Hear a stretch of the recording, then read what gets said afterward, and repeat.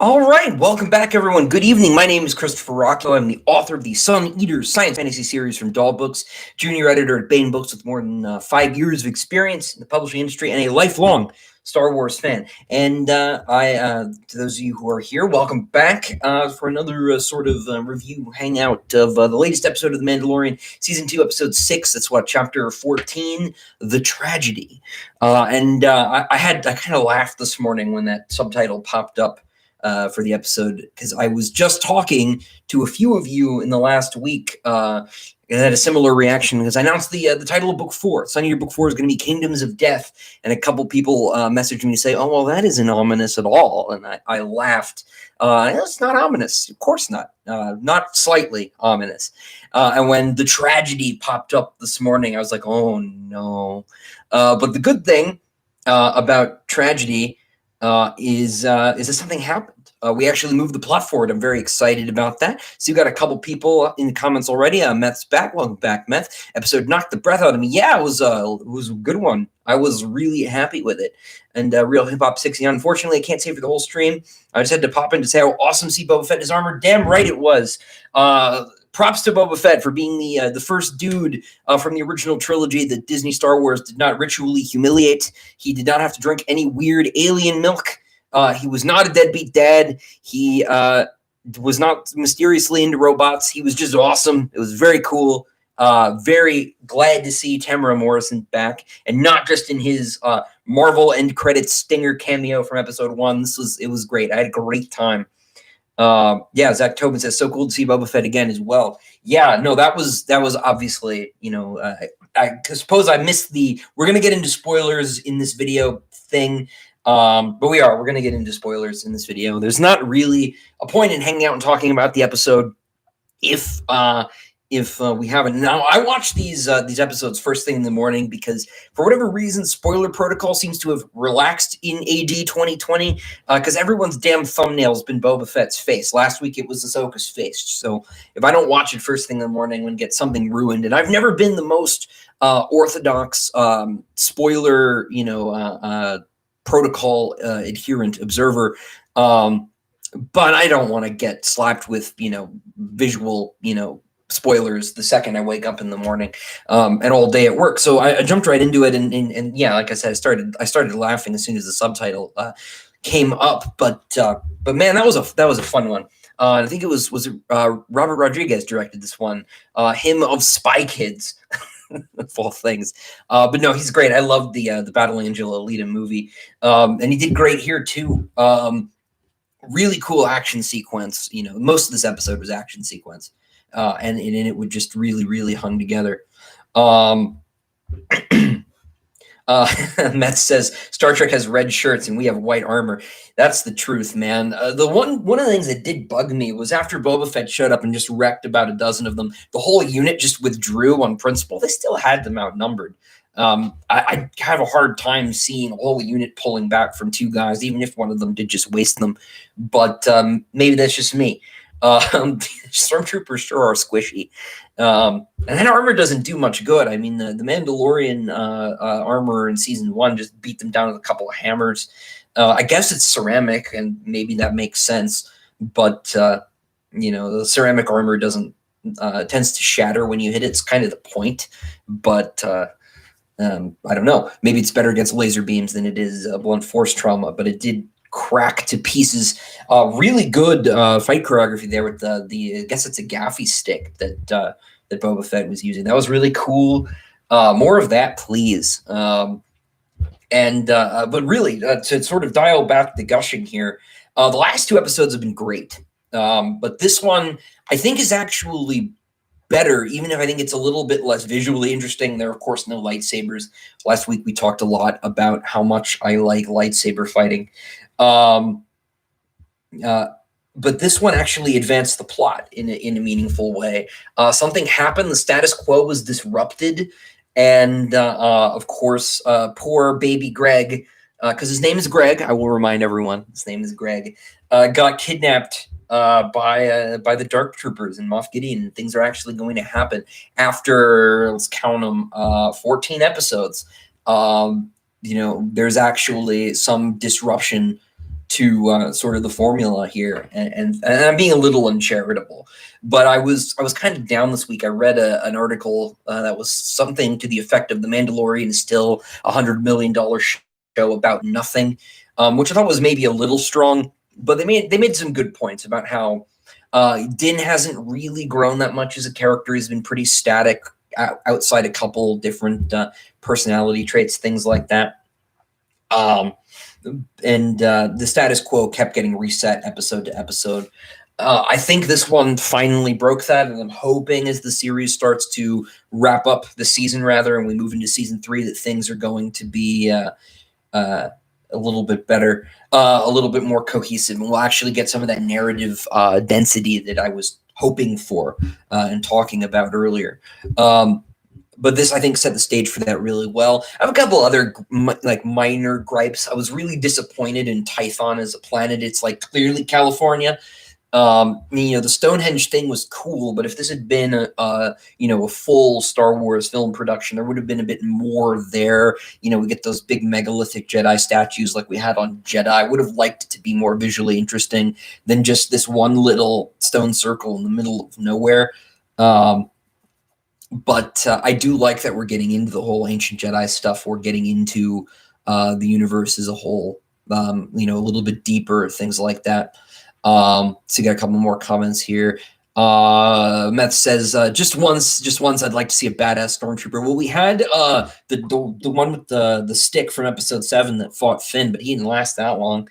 He at least had a spine, which was cool. But he should get his own Disney Plus series. Don't know. I should give them ideas. I think everybody's getting a Disney Plus series. I read today too that Obi-Wan starts filming a month from today. And that's the one I think I'm most excited about. I've always been an Obi-Wan fan, big Ewan McGregor fan, so it's good that he's finally gonna get a crack at it. I hope it being a one-off sort of mini-series that it's not going to be as picaresque as this is, but it's filming next month, or starting to film next month, so that is pretty exciting. Let's see. Zach Tobin says, cool to get a Jango Fett name drop as well. Yeah, it was. And he did the I'm Just a Simple Man, making his way through the galaxy line, riffing on his dad. That was really cool. Let's see. Zach also says, I agree. Tython was he pictured Tython differently in his head. Let's see. Meth also says he loves seeing little Greg throw around those stormtroopers with the Force. Yeah, I was kind of surprised by that. That was kind of an uncomfortable scene between that and Gideon brandishing the lightsaber like it's a toy. The dark saber, I suppose. Let's be precise. But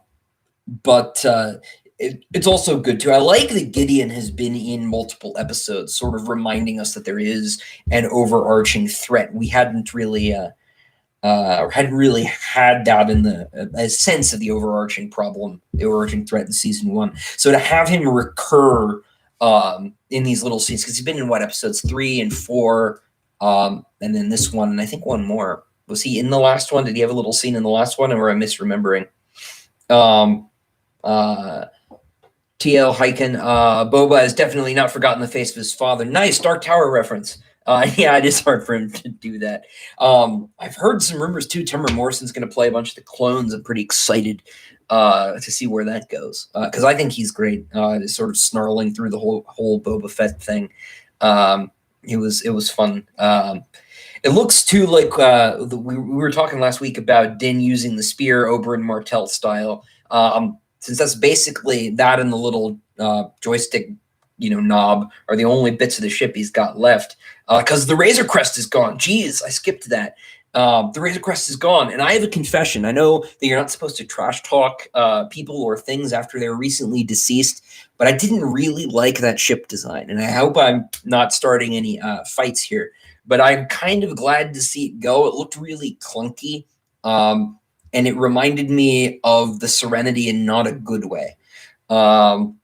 It sort of played up the clunkiness that the Serenity had, and that worked for Firefly, but it always felt wrong for me with the Mandalorian. I felt like he needed something cooler than that damn thing. On the other hand, I didn't expect them to blow it up because it'd been through so much hell this season. I figured it had to scrape through, but they just totally they just nuked it from orbit. It was the only way to be sure. So they really did surprise me there. I was less surprised they ended it on the kidnapping cliffhanger. I figured that probably was going to have to happen at some point, but blowing up the ship really caught me off guard. Mind you, the Slave One is a significant upgrade, and I'm excited for the sort of Hogan's Heroes, Magnificent Seven kind of heists thing we're going to do next episode. Although I'm not sure we need Bill Burr. I like Bill Burr, but it stretches my credulity a little bit that we need to figure out where Moff Gideon is. Let me go find this former sniper.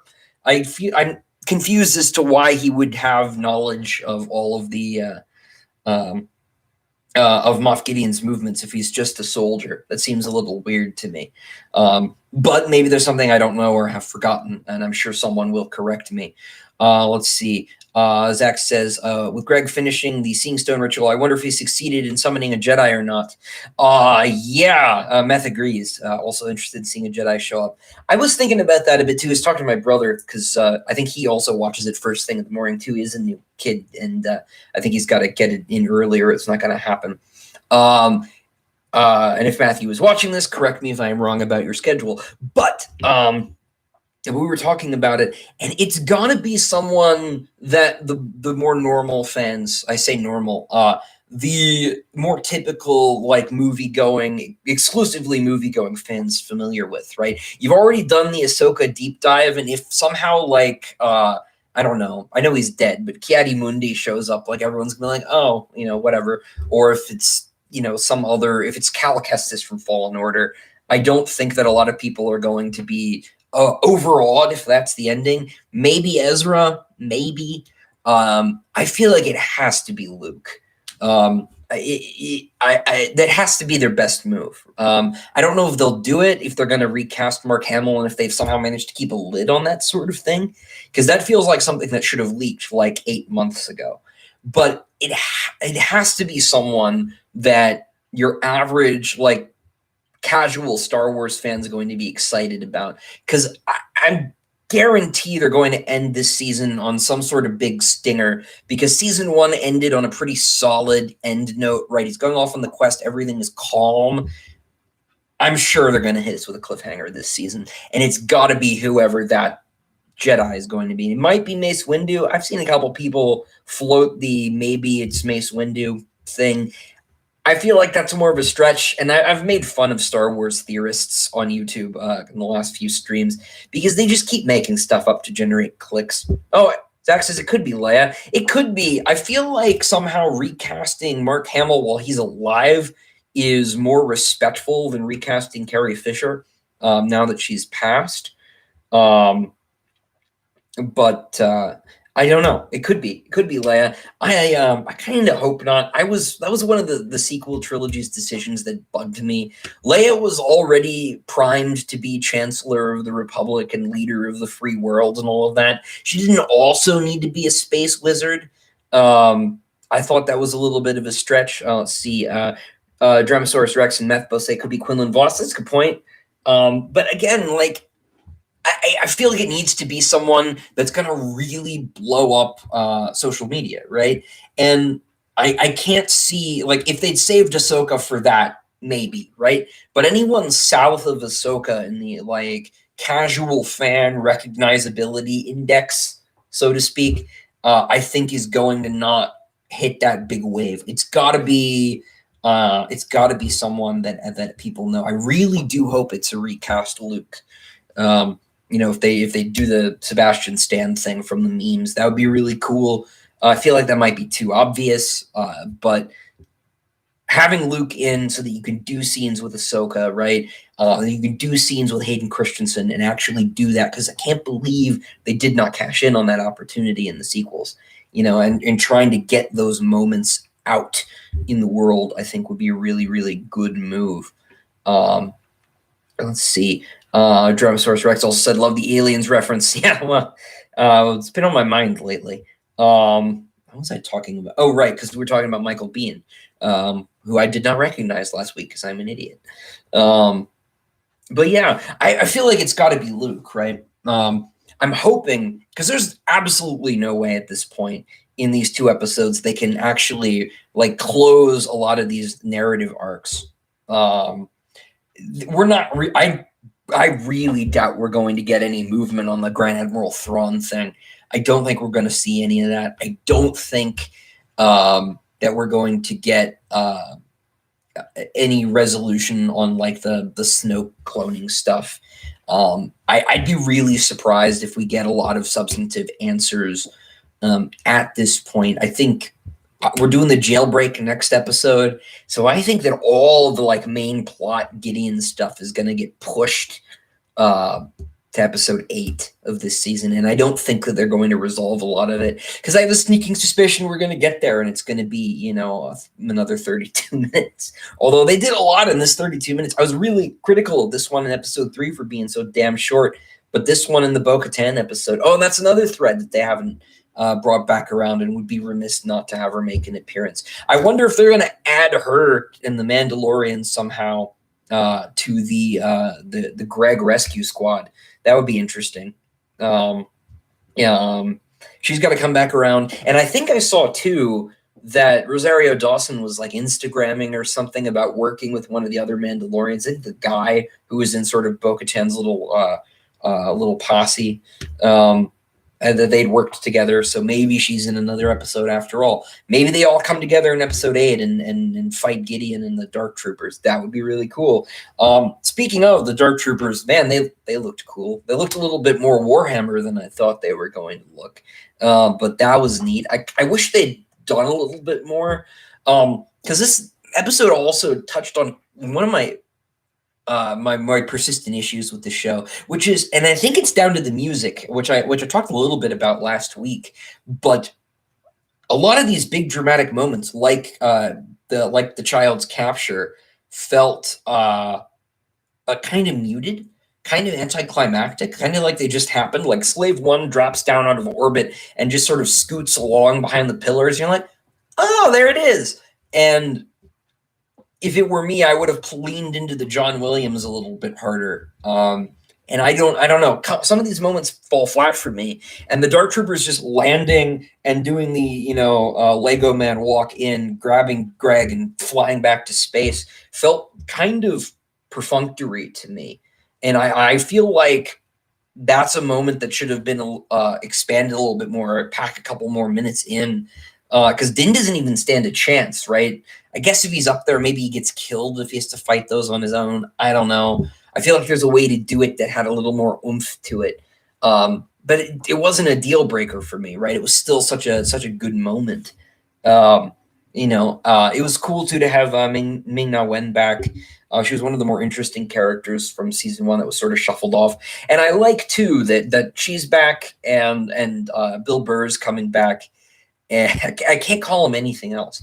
And they're bringing those episodes from season 1 that I felt were kind of dead air back into the narrative thread more centrally, which I think has been good. I was really happy to see stuff like that. Let's see. Meth says Luke would be awesome, and I couldn't see anyone else playing Luke besides Mark Hamill. I totally agree, but if this is 5 years after Jedi, they'd have to recast, and it's got to be in their minds eventually, right?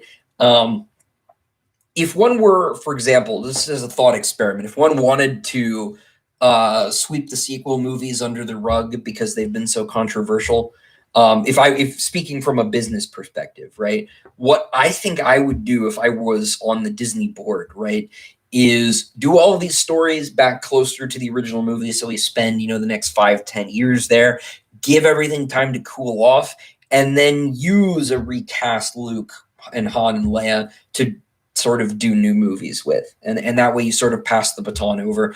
I was never bothered by the recasting, saying like Star Trek. I know those movies aren't that great. I think the cast in those movies is good. And so I think it can be done. I think Star Wars is more broadly culturally iconic than Star Trek is. Actually, I don't think it's even disputable.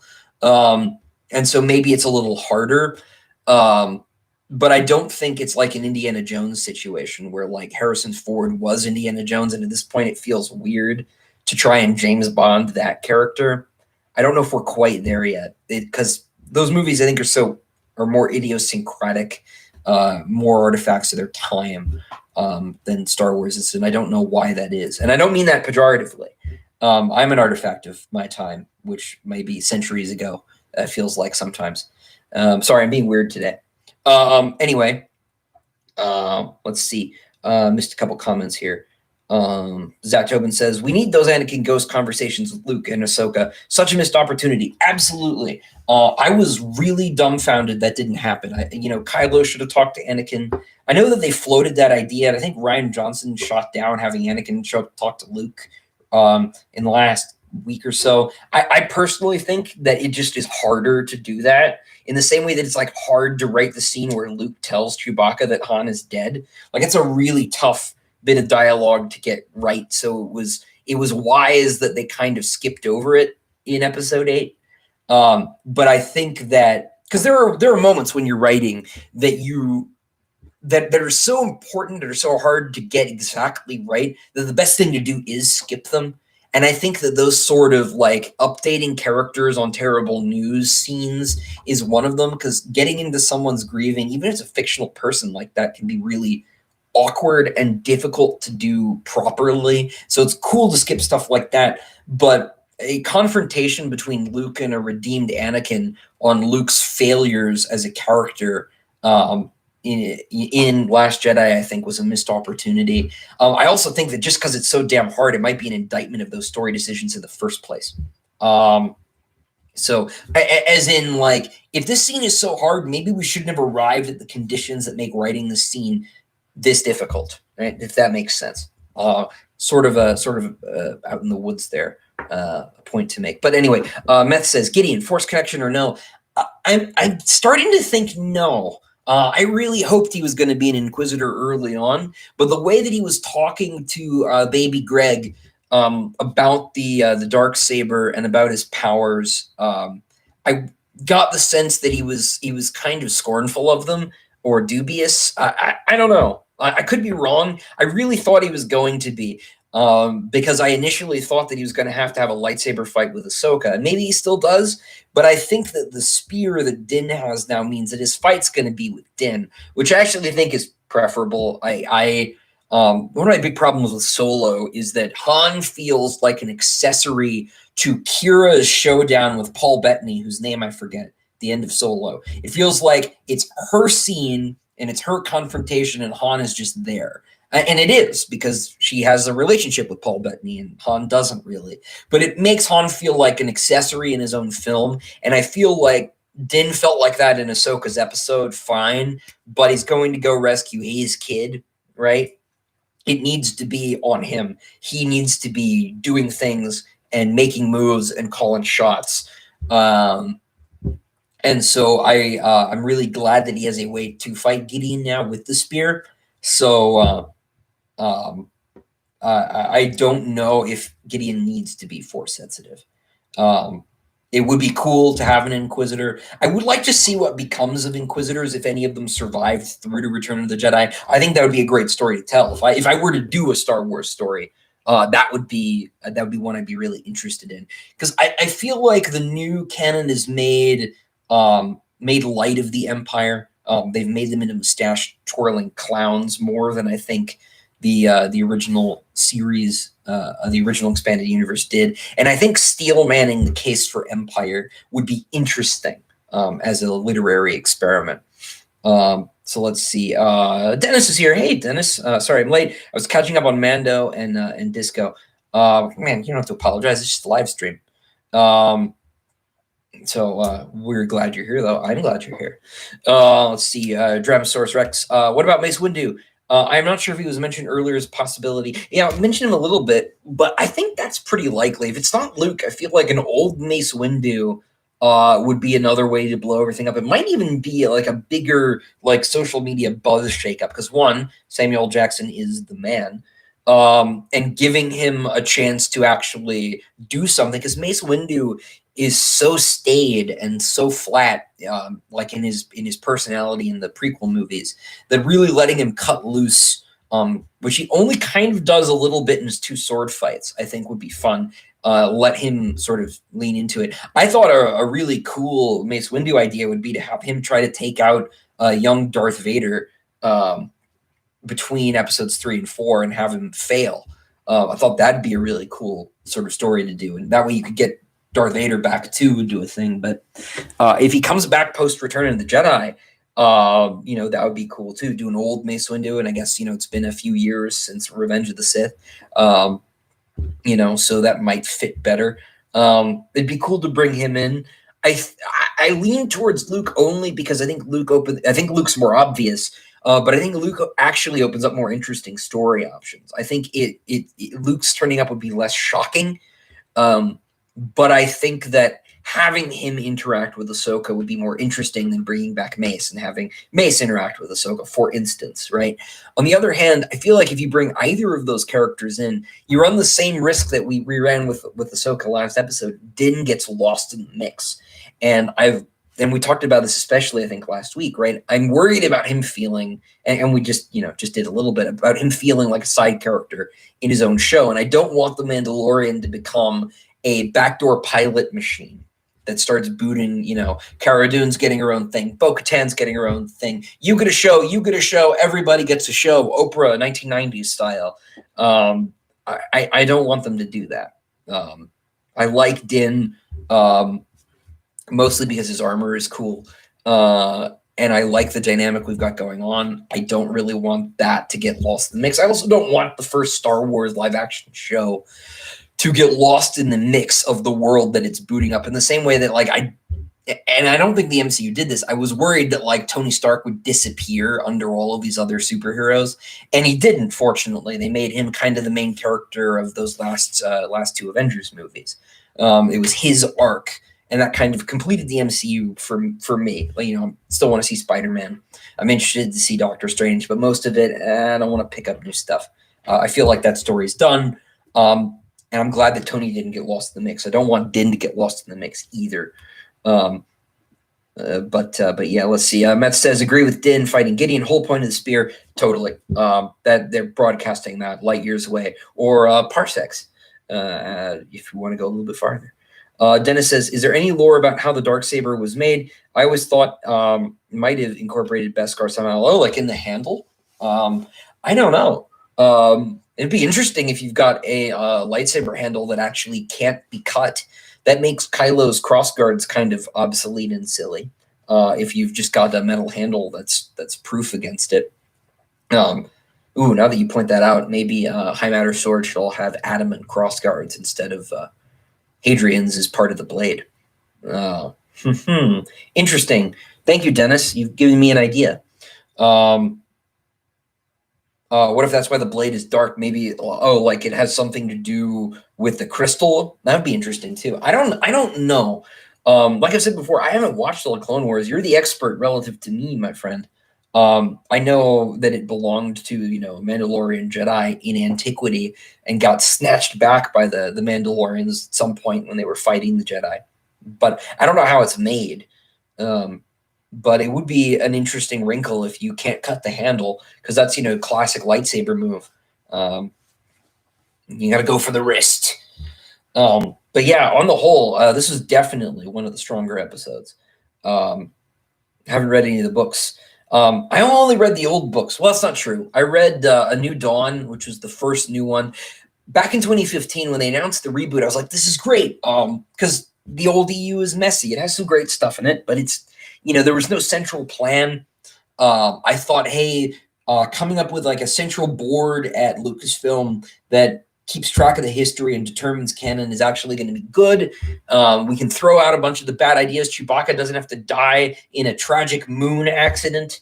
Sorry, I harp on that one. The Yuuzhan Vong don't have to show up at all. It's great. We'll restart everything. And then it made decisions that I don't like, basically right out of the gate. I like some of the new stuff. I like what they've done with Thrawn, but I feel like 601 in terms of a lot of the secondary material, like the books. New Dawn was all right. I read the Tarkin book and I thought that was pretty good, but I haven't read any of the other new books yet. I've got the first couple Thrawn books from the new trilogy because I sit next to Tim Zahn at signings at conventions and I'll pick them up, but I haven't gotten to them yet. Let's see. In any case, I thought this was one of the better episodes. I thought this was a good direction to be moving in. Um, I was really glad. It'll be fun to do, a sort of sequel to the Prison Break episode from season one next week. So I'm looking forward to that. I don't know who's directing it. Does anyone know? I should have looked that one up. I think maybe it's Rick Famuyiwa. I can't pronounce it correctly. I'm sorry. I can't remember how it's spelled right now. But he did the Jawa episode, season one. I think he was pretty good. I like the action sequences in his stuff. I think he did episode 7 too, of season one. That is not episode 7. That was JJ. Let's see. Matt says, no time to read Star Wars books. Been preoccupied with this new sci fantasy series you may have heard of. Oh yeah, how is it? Yeah. By the way, I haven't gotten to say since I put out the announcement. I am sorry, everybody, about the delay on book 4. This has been a weird year, as everybody knows, and had some trouble in the family. It was supposed to be July of next year, but it didn't quite work out. The good news is the delay on book 4 means that I should be done or nearly done with book 5 by the time book 4 even hits shelves. That's my plan. I'm going to do a couple videos here soon outlining my plan for 2021, what I'm going to do, what's still coming out, because there's still Sun Eater stuff coming next year, even though book 4 is going to be March 2022. I've got a short story in World Breakers, which is an anthology I'm putting together. I've got a novella that's going to be in Sword and Planet, which is another anthology I'm putting together that's coming out in December of next year. So we've still got plenty of stuff, and that's by no means all of it either. I've got some other short stories I need to work on. Possibly I will be able to get the Valka sort of standalone light novel together before I start book 5. I haven't decided yet. I'm going to see how long all the short stories I've got to do that have stocked up take, and then make a call, because it might be safer to start book 5 and do the Valka thing later. We'll see. But there's still a lot of stuff coming, and I'm going to do a couple videos walking through all of that. I'm hoping that the damn secret project finally comes out. I've been working on it since last year. Actually did all the work on it last year, and it's just been stuck this year because of all the stuff that's happening. So that should be coming along, and then I've got some other stuff I want to roll out too. I want to do more here on the channel as well. I don't know what I'm going to do after the Mandalorian streams, but I want to do more live streams. I might. I've got a lot of signing I need to do, so I might answer questions and do that, so like as a bonus Q&A. So we'll see some stuff coming along on the channel. Let's see. Dennis says, if every third book references a political entity, you went from empire to kingdom in the first leap. Can I select Duchy of Discomfort for book 7? That would be a thing to do. No, it's just going to be 5 though. I had originally intended to use this title for the last book, but that was when there were 4 books. And now there are 5 books, because there's a Thomas Carlyle quote. It's the one that I used in the title reveal video here on the channel. It starts with them. It has both the phrases Empire of Silence and Kingdom of Death in it. And I wanted to put those as bookends on the series. But book 3 ended up being 2 books, and so the title got bumped to what is now book 4. It's the one that fits. So book 5 is going to have its own thing. The one that bugs me now is Howling Dark is 2 words, and the rest are all going to be 3 words. So my perfect symmetry has been busted. What are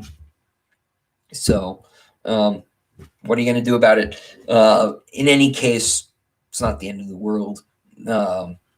But Duchy of Discomfort, if I get to book 7, we'll do that. Although I do think Hadrian's story is just going to end in 5. It's very unlikely that I need to extend it for any other reason. 3-2-3-3-2. I could do it. The only thing is, the idea I've got for book 5 right now already is 3 words. I thought about trying to find a way to salvage it, making it look intentional. Because if I did a 2-word title on book 4, it would work out. But no dice, I'm afraid. So it's just going to look funny. I do want to say, while I've still got a couple of you, I'm working with my friend DJ Butler, who's a fantasy writer, and a few others. We're doing a giveaway. I'm going to drop in the comments. I'm giving away 5 copies of Empire Silence. Actually, those ones right there. I'm going to sign them, and I'm going to mail them out to folks. If you just click on the link there and enter, you sign up for Dave's mailing list, and he gives it out to the other authors. So if you're already on my mailing list, no problem, but there are a few others. Dave is, if you haven't read his books, he's, in my opinion, one of the best fantasy writers working right now. He's certainly the best world builder that I know of.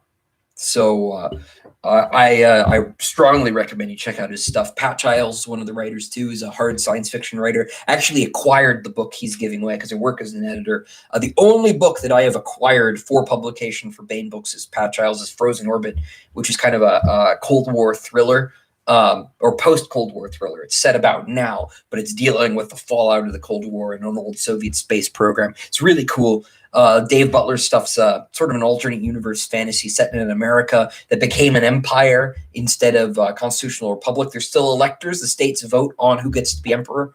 But the main character is the daughter of the deceased former empress, and she has to deal with assassination attempts and magic and intrigue, and it's really cool. So consider signing up for that so you can enter to win this and a signed copy of Empire Silence, and then 4 other signed books. One's a David Weber book, I should say. New York Times bestselling author David Weber joined up with us to help push these books out, get some more people reading, just try to prop up some other newer writers like myself, so check that on out. I guess this one will run really short, although still longer than the episode, but I'll see you guys next week for episode 7. We're gonna go bust Bill Burr out of prison. Sure, he upset someone with one of his jokes. It's the actual reason he's there. Anyway, it'll be kind of cool to see him again. I liked his shoulder gun. That was cool. Anyway, you all have a wonderful week, and I will see you guys on the other side. Until next time, everybody.